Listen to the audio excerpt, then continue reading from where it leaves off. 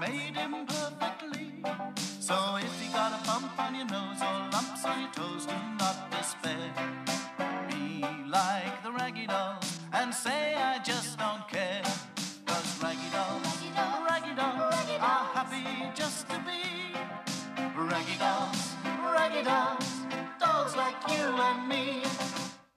One night, just after bedtime, the Raggy Dolls sat talking about all kinds of things. It would be nice to have a sort of den somewhere, said Lucy. Yeah, said Back to Front.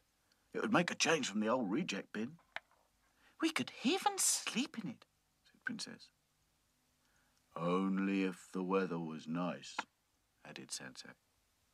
What we need is somewhere safe and dry, where no one would think of looking. The Raggy Dolls sat and thought. I've got it, said Back to Front. No problem. We'll build a tree house. Oh, yes. What a simply super idea. The very next day, the Raggy Dolls found themselves looking at trees as they had never done before. That one is too tall, n'est-ce pas? And this one isn't strong enough. What about this one? Sadsack was standing by an old hollow tree that still had lots of branches and leaves. The others came to look. It looks ideal, said Princess. But how will we get up it? No problem, said Back to Front, kneeling on all fours and looking straight up the hollow trunk. We can build a secret staircase inside the tree. Splendid. Now, what do we need? We'll need my hammer and saw and some nails, rope and strong wood. I think we'll find what we need in the factory shed, stammered Hi-Fi. Good thinking. And the Raggy Dolls set off. When they got to the factory shed, Florrie Fosdyke was talking to one of the men. She sounded cross. I know I haven't got a very good memory, said Florrie, but I do know I put my earrings on the canteen windowsill, and when I'd finished the dishing up, they were gone. The Raggy Dolls hid behind some sacks and listened.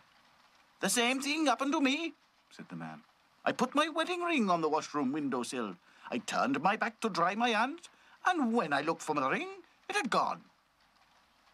That means there must be a thief in the factory, said Florrie grimly. There can be no other explanation, agreed the man. We better go and tell Mr. Grimes. The sooner the better. The Raggy Dolls watched them go. What was all that about? I don't know. Anyway, whatever it is, it's none of our business. Let's find the things we need. Claude, Hi-Fi and Back to Front found some old bent nails and hammered them straight. Dotty and Sadsack chose pieces of wood from the scrap pile. And Lucy and Princess made a strong rope from pieces of string. It's amazing what people throw away, observed Dotty. Yeah, said Back to Front. We've got everything we need, all from stuff nobody wants. Except us, said Sadsack. They all laughed and gathered up their building materials and carried them back to the hollow tree. The Raggy Dolls set to work, sawing, hammering and nailing. Meanwhile, in Mr. Grimes' office, Florrie Fosdyke and the man were reporting the missing earrings and the wedding ring. This is a very serious matter, said Mr. Grimes thoughtfully. My silver fountain pen was on my desk this morning, and that's gone too. I thought I might have mislaid it, but after what you say, I'm not so sure. Do you think we ought to call the police? Said Florrie. We have no choice, said Mr. Grimes as he reached for the telephone. Back at the hollow tree, the Raggy Dolls were having a rest. At last, the secret staircase was finished. There were steps all the way to the top, with a long rope to hold on to. C'est magnifique! It is very safe, and no one will ever find it. What do we do next? Asked Lucy. We'll need more scrap wood to build a platform. That will be our floor, and then we'll need a roof and some walls. Sounds like we've got a lot of work to do, said Dotty. Come on. When the Raggy Dolls returned to the factory, they were surprised to see a police car in the yard. It must be something to do with Florrie Fosdyke's earrings and that man's ring, said Lucy. Then it's definitely nothing to do with us, said Dotty. But we might as well keep our eyes open. she added. Inside the factory shed, the Raggy Dolls sorted through the waste bins to see what else might be useful. Look at all these shiny silver things, said Lucy. I wonder what they are. They're bits of plastic, said Hi-Fi.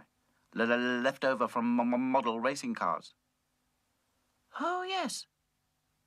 Just like the pipes that stick out of the engines. Well, they're no use to us. Come on, let's get back to the treehouse. The Raggy Dolls loaded themselves up with more wood and string and things and carried it all across the big field. Now we have to get all this up to the top, sighed Lucy. No problem, said Back to Front.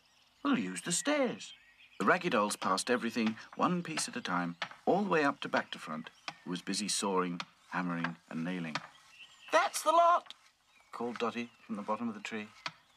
Right you are, shouted Back to Front. You can all come up now. It's quite safe. The Raggy Dolls were soon sitting up in the tree where the house was going to be. All they needed now were some walls and a roof. Suddenly, they heard the flapping of wings, and a surprised magpie landed next to them. The magpie had a silver fountain pen in his beak. Mumbled the magpie. I beg your pardon? The magpie disappeared up into the tree and popped back again, without the pen. I said, what are you doing here? We are making a tree house, said Dotty. But what are you doing with Mr. Grimes's pen? Who's Mr. Grimes? asked the magpie. The Raggy Dolls explained and told the magpie that he shouldn't take things that didn't belong to him. Oh, I don't know anything about that, said the magpie. I just like shiny things. I collect them. What else have you got? asked Princess. The magpie showed the Raggy Dolls his collection, hidden away in another part of the hollow tree. Sure enough, there was the man's wedding ring and Florrie Fosdyke's earrings. If you take them back, said Lucy, we'll give you more shiny things than you've ever dreamed of. What do you mean? The silver plastic bits, you know, in the shed. Oh, good thinking. The magpie willingly agreed. Back in Mr. Grimes's office, a policeman was scratching his head. It's a very delicate business, Mr. Grimes, said the policeman. We can't be too hasty. We must have proof before we can accuse anybody. And what do you suggest we do? said Mr. Grimes. The policeman suddenly grinned. I think I've solved the mystery, he said, as he walked over to the open window. He picked up Mr. Grimes's pen. Is this your pen, Mr. Grimes? he asked. Why, yes, said Mr. Grimes, amazed. But how did a magpie just deliver it? said the policeman. Don't ask me why. Well, I never, said Florrie Fosdyke.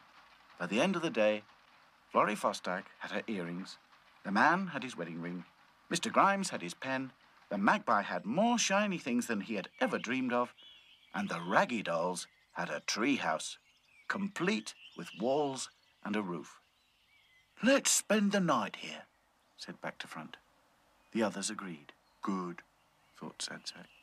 I'm too tired to go back to the region. Raggy Dolls are happy just to be Raggy Dolls, dolls like you and me.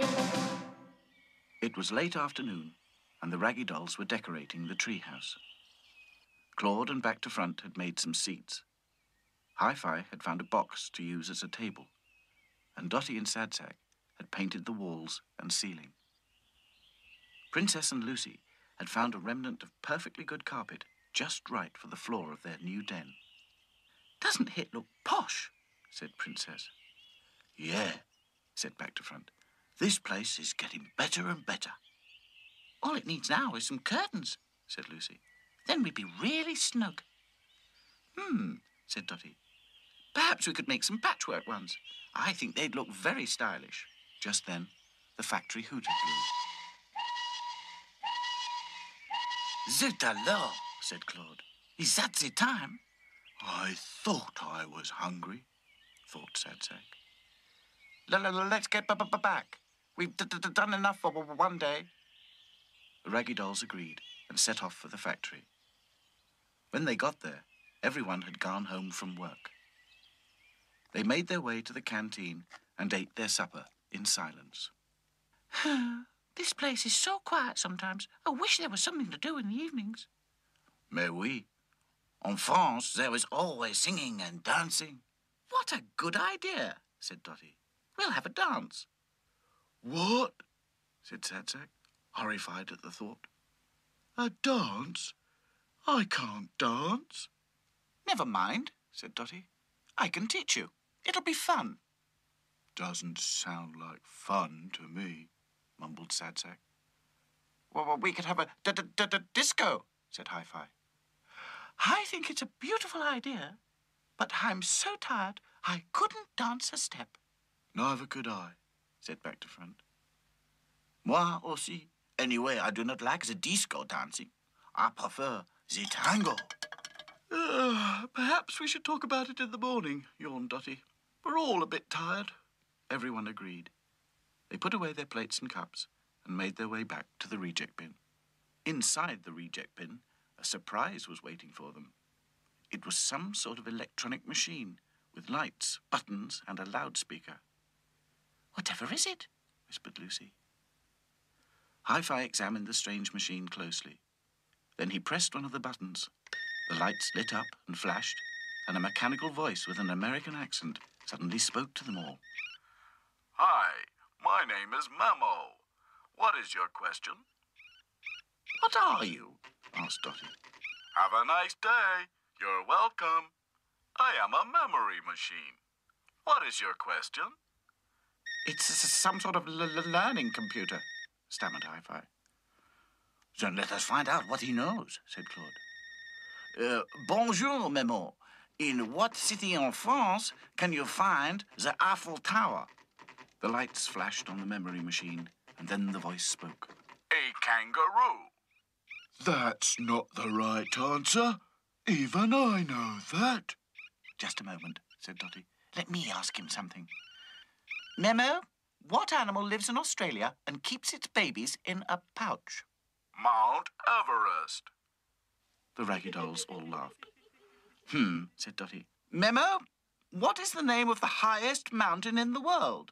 Fish and chips. Hi, my name is Memo. I am a memory machine. What is your question? No more questions, thank you, Memo. And Dotty switched him off. Back to Front chuckled. No wonder he's in the reject bin. He got every answer wrong. I will wonder if I can fix him. Oh, yes, said Princess. I quite like him. I think he talks funny. So do I, said Lucy. Well, Hi-Fi can try and mend him in the morning, said Dotty. We're all tired. Let's get some sleep. Ah, mais oui, yawned Claude. Then he laughed. Oh la la! Imagine not knowing where the Eiffel Tower is. Yes, thought Sadsack. Everybody knows it's in Rome. Luckily, the next day was a Saturday, and the factory was closed. Hi-Fi and Back to Front took Memo into the workshop, while the others planned a grand disco dance for that very evening. Where shall we have it? Asked Lucy. We can't dance in the reject bin. It's too small. We'll use the canteen, said Dotty. Oh, yes, said Princess. That's got a nice shiny floor. Reluctantly, Sadsack followed the others to the canteen. How can anyone like dancing, he thought. I think dancing is silly. The canteen is perfect for a disco, said Dotty. We can arrange some saucepans to reflect the lights. It'll be really trendy. What lights? Said Lucy. Oh, yes, said Princess. And we've forgotten about music. Said Dotty. We'd better go and see Hi-Fi and Back to Front. Come on, Sadsack, said Claude, watching the others go. You can help me make a fruit cocktail drink. Is there food and drink at dances? Asked Sadsack. Mais oui, said Claude. But of course. Oh, good, said Sadsack. Maybe dances aren't so bad after all. In the workshop, Hi-Fi and Back to Front had managed to repair Memo. Hi, you must be Dotty, Lucy, and Princess. I'm sure glad to meet you. These guys have been telling me all about you. Oh, said Dotty. You sound a lot better. We just came to ask Hi-Fi if he could set up some music and lights for our disco tonight. No problem, said Memo. Leave everything to me.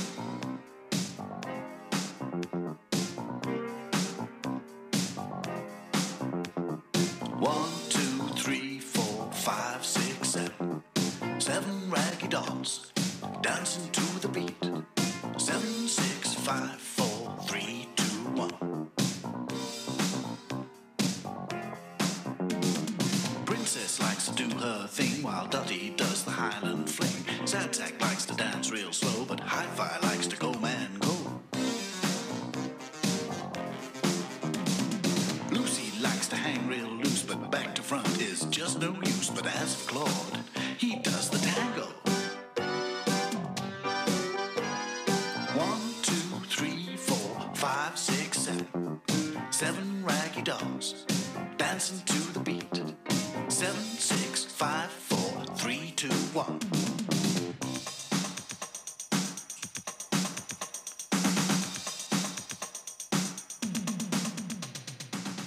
The Raggy Dolls danced and danced until they were worn out. Even Sad Sack enjoyed himself. At last, it was time for bed. Thank you ever so much, Memo, said Princess. Yes, said Lucy. That was fab. You're welcome, said Memo. but can I ask you a favor in return? Of course, said Dottie. Well, now that I'm fixed, I think I ought to be sold like the other memory machines. It's been fun meeting you guys, but I ought to do the job I was programmed for.